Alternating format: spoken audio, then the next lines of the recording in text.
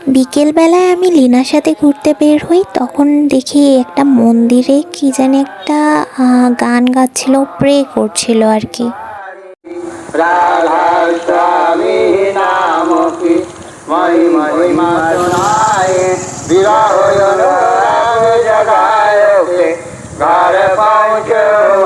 গ্রামের জমিতে কৃষকরা কাজ করছিল আর সামনে খড়টর রাখা ছিল, আর এই জায়গায় আমি একটু ভিডিও করতে লেগে গেলাম।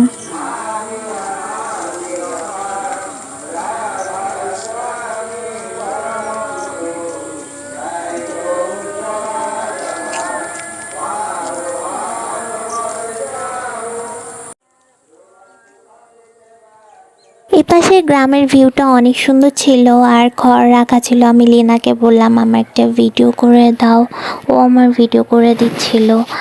আর ও বলছিল এখানে সাপ টাপ থাকতে পারে, দেখো সাবধানে। আমি আবার চলে আসলাম। তারপর ঘুরতে ঘুরতে সন্ধ্যা লেগে গেছিলো। তারপর আমরা সন্ধ্যার আকাশটা দেখছিলাম, অনেক সুন্দর হয়েছিল। তারপর বাড়ি চলে আসলাম আর এদিকে জিশান ভাইয়ার বিয়ের ভিডিওটা দেখতে লাগলাম সবার সাথে।